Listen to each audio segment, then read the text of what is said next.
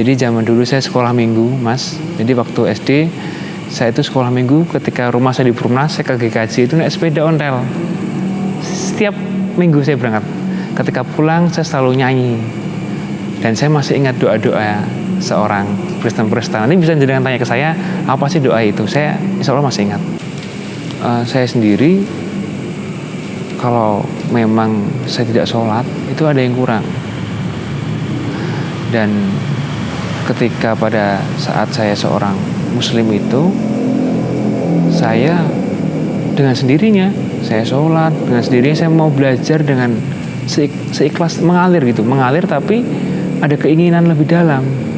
Ada teman saya bilang, yuk dulu waktu kamu SMP kamu udah bisa Al-Fatihah, surat Al-Fatihah. Padahal saya ingat saya nggak pernah ngapalin itu. Jadi pada saat saya sebelum jadi seorang mu'alaf, saya udah hafal Al-Fatihah pada saat itu. Jadi saya selalu nangis sama Allah, saya meminta ampun sama Allah, dan setan pasti selalu menggoda, Mas. Setan tuh godanya lembut sekali.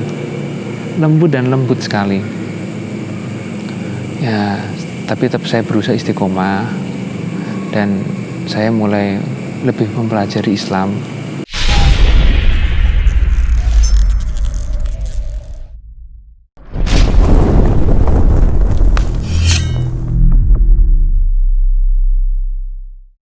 Assalamualaikum warahmatullahi wabarakatuh. Selamat malam semuanya.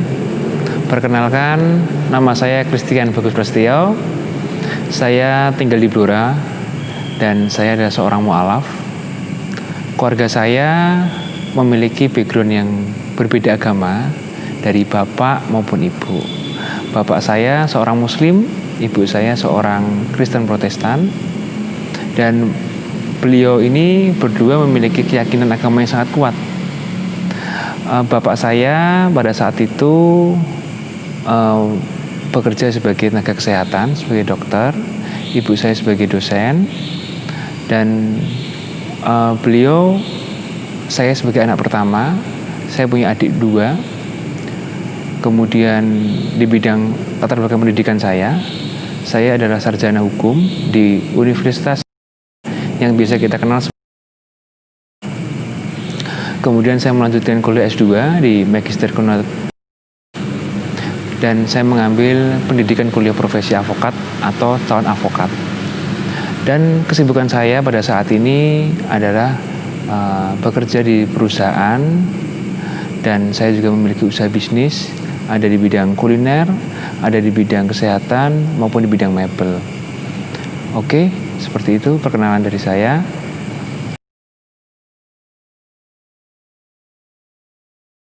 Awal saya jadi seorang mu'alaf, pada saat itu di usia saya mungkin di SD kelas 6, saya diajak bapak untuk sholat pada saat itu. Tapi karena memang saya bersikukuh tidak mau sholat, karena saya yakin agama saya agama yang benar, agama yang baik. Dan saya paham betul itu. Tidak ada agama saya pada saat itu mengajarkan hal yang buruk. Ketika saya mau naik SMP, saya berkumpul dengan orang-orang yang notabene adalah seorang general. Artinya berbeda agama. Ada Muslim, ada Kristen, dan ada agama Hindu dan Buddha. Dan di situ saya mulai dikenalkan oleh guru agama saya, guru agama Islam pada saat itu. Karena pada saat itu di SMP kita yang non Muslim, kita disuruh untuk keluar karena mayoritas semuanya adalah seorang Muslim di SMP negeri. Nah, pada saat itu saya yakin agama saya Kristen Protestan. Nah, pada saat itu saya sempat nggak tahu. Saya tahu yang pada saat saya udah ketemu teman saya pada saat saya kuliah. Jadi singkat cerita pada saat itu ada teman saya bilang, yuk dulu waktu kamu SMP kamu udah bisa Al-Fatihah, surat Al-Fatihah. Padahal saya ingat saya nggak pernah ngapalin itu. Jadi pada saat saya sebelum jadi seorang mu'alaf, saya udah hafal Al-Fatihah pada saat itu. Itu teman saya yang cerita dengan saya. Nah pada saat itu bapak mengajak ibu juga adik memang pada saat itu berat bagi kita karena yang kebiasaan kita adalah sering ke gereja. Jadi zaman dulu saya sekolah minggu, Mas. Jadi waktu SD saya itu sekolah minggu, ketika rumah saya di Perumnas, saya ke GKJ itu naik sepeda ontel. Setiap minggu saya berangkat. Ketika pulang saya selalu nyanyi. Dan saya masih ingat doa-doa seorang Kristen-Kristen. Nanti bisa jangan tanya ke saya, apa sih doa itu? Saya insya Allah masih ingat. Nah, kemudian pada saat itu, ya memang Bapak kan sebagai kepala keluarga ya. Jadi memang kita sebagai anak, apalagi saya sebagai anak, pasti harus taat sama orang tua. Dan saya pada saat itu juga dilarang sama orang tua saya untuk ke gereja. Sehingga saya merasa gundah, artinya saya mau kemana agama saya seperti itu. Nah, sampai saat itu akhirnya saya membukakan diri untuk mempelajari agama Islam. Dan pada saat itu Bapak, kebetulan Ibu juga mau untuk masuk Muslim. Dan pada saat itu saya di rumah, itu di rumahnya Mbah tepatnya, saya mengucapkan syahadat asyhadu alla ilaha illallah wa asyhadu anna muhammadar rasulullah bersama satu keluarga saya. Dan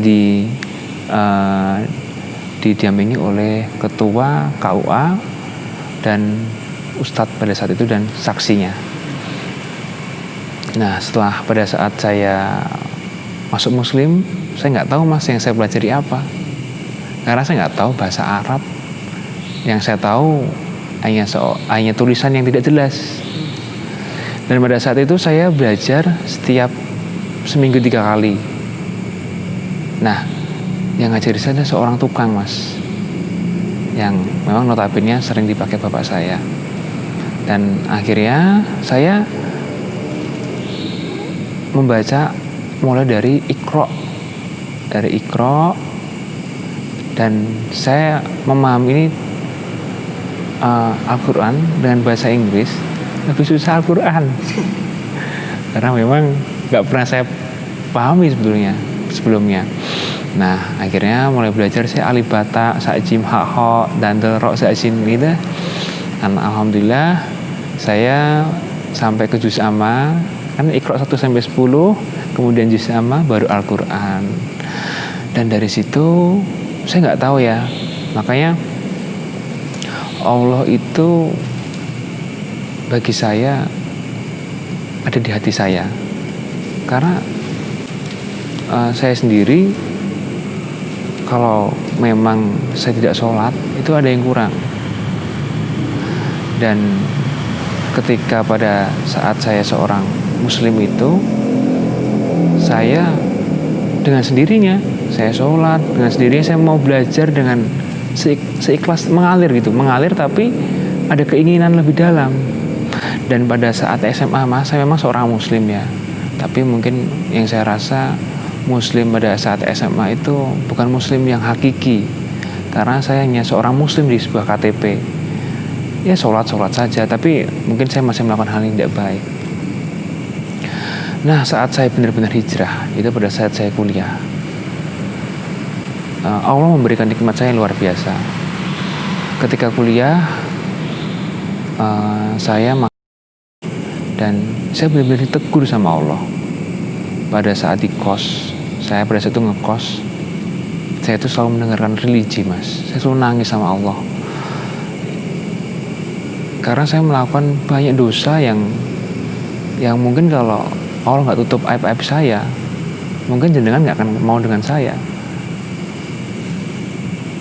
Jadi saya selalu nangis sama Allah, saya meminta ampun sama Allah. Dan setan pasti selalu menggoda Mas. Setan tuh godanya lembut sekali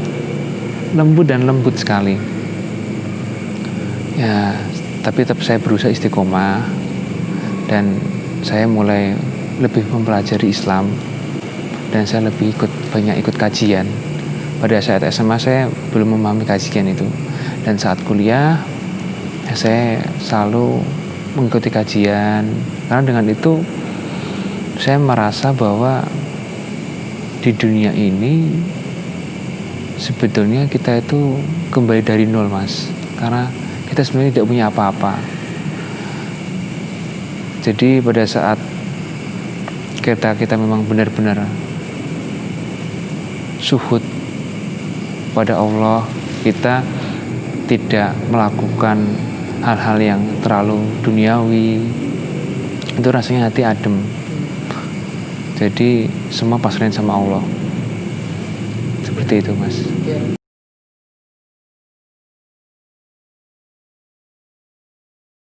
Kalau pertentangan dari saudara pasti ada, Mas. Karena memang ibu kan yang saya bilang notabene adalah seorang Kristen Protestan. Bahkan mbah saya sekarang udah almarhum, itu seorang majelis. Jadi kalau ibarat itu ada pendeta, di sampingnya itu majelis-majelis. Kalau kita seorang muslim, ada seorang ustadz, ada santri dekat sekali dengan ustadz itu. Nah, pasti dari keluarganya ibu bertentangan. Kenapa ibu yang dulunya seorang Kristen masuk seorang menjadi muslim, sama halnya saya. Tapi saya meyakini bahwa agama kan kita yang menentukan, tapi tetap hubungan kita tetap baik, dan pasti ada pertentangan, dan sampai saat ini pun masih. Tapi saya sendiri sebagai seorang muslim, kan Allah mengajarkan kita ubla minallah ubla minanas. Tapi waktunya sholat, saya pun sholat, agar saya tetap menunjukkan bahwa seorang muslim itu bukan seorang muslim yang memang radikal dan dipandang kadang itu teroris. Kebanyakan seperti itu persepsi yang salah. Itu hanya oknum yang tidak sesuai dengan ajaran muslim, ajaran Islam, seperti itu.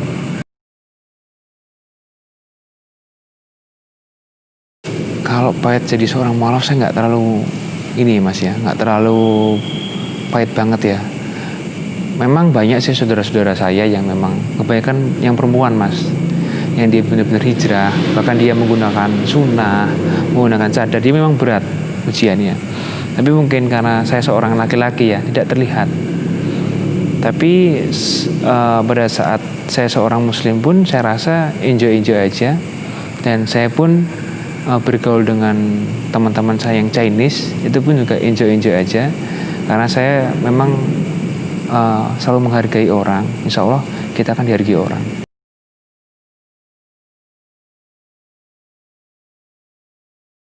Kalau manisnya Islam itu indah, Mas. Jadi tidak bisa dikatakan dengan kata-kata sebenarnya.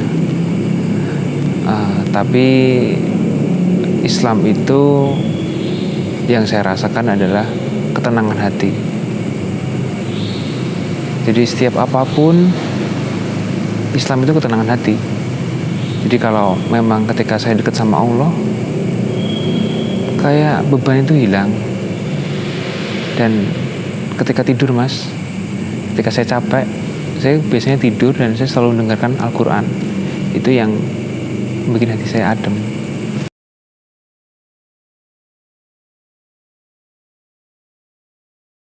Masa-masa terburuk itu ketika memang kita punya keinginan namun tidak sesuai dengan kita inginkan. Dan saya itu belajar di Al-Baqarah 216. Kadang kita memiliki keinginan namun Allah belum kabulkan, tapi belum tentu itu keinginan kita terbaik untuk kita. Justru ada yang akan dikabulkan oleh Allah tapi yang tidak kita inginkan. Itu yang memang berat bagi saya ketika saya punya keinginan namun tidak terwujud. Dan contoh pahitnya, saya pada saat itu ingin masuk di kepolisian, di akademi kepolisian. Namun pada saat itu Allah belum izinkan saya, dan akhirnya saya merasa, wah, aku cita-cita saya ini gitu. Tapi akhirnya dengan kuasa Allah, saya selalu berpikir Allah selalu memberikan saya jalan yang terbaik. Ya, akhirnya saya diberikan jalan kemudahan oleh Allah untuk kuliah dan sampai saat ini.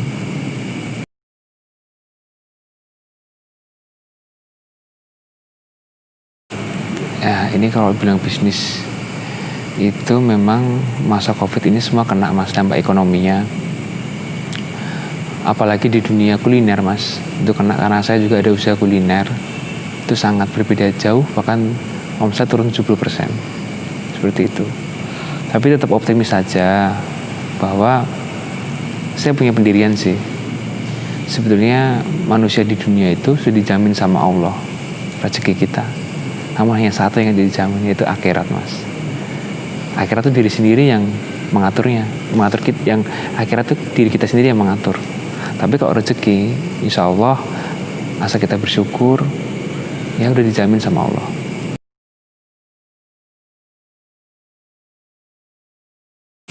Ya kalau ingin masuk Islam, tetap didiskusikan dulu sama keluarga, karena memang kita kan hidup awal juga dari keluarga, dari orang tua. Lebih baik kita ngomong dengan orang tua dulu supaya tidak ada masalah di belakang, sehingga kita minta izin sama orang tua dan beri pengertian orang tua kalau memang orang tua tidak setuju. Tapi kita punya pendirian di situ, jangan takut untuk berbuat yang baik. Memang kalau kita yakin bahwa agama Islam adalah agama yang benar, ya kita bismillah lah, pasti ada jalannya. Dan pesan yang saya bisa sampaikan mas, itu kita harus memiliki harapan, karena dengan harapan kita akan selalu bergerak. Kemudian ketika harapan itu ada, kita harus berpikir positif. Dengan berpikir positif, insya Allah akan dapat yang positif juga. Ada namanya afirmasi positif atau hukum timbal balik. Kemudian kita harus penuh semangat dalam meraih agama yang memang kadang ditolak oleh keluarga kita harus penuh semangat. Kalau memang kita ingin menuju jalan yang benar, kemudian tidak cukup dengan penuh semangat, kita juga harus kerja keras, seperti itu.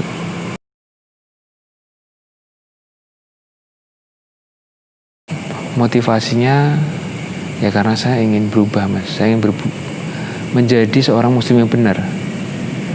Karena saya pada saat SMA saya muslim, tapi banyak bermaksiat. Tapi ketika saya kuliah, saya yakin kok dosa sekecil apapun itu akan pada balasannya mas, bahkan detik itu pula. Maka jangan sampai dosa itu kita lakukan. Meskipun saya bukan seorang yang sempurna ya, jadi saya juga banyak salah, saya juga banyak khilaf. Namun saya yakin bahwa dosa sekecil apapun itu akan dibalas oleh Allah. Dan doa kita sama Allah itu gak akan terkabulkan jika ada masih dosa di dalam diri kita. Maka daripada itu, itulah titik balik saya ingin hijrah. Karena saya merasa diri saya itu merasa sendiri gitu ya. Tapi justru saya jadi seorang muslim, saya gak merasa sendiri. Dan saya pun diterima dengan berbagai kalangan, nggak hanya seorang muslim.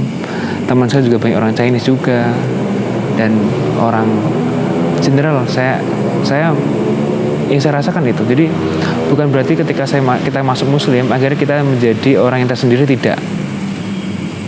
Karena saya merasakan dan saya sebagai pelaku mas, seperti itu.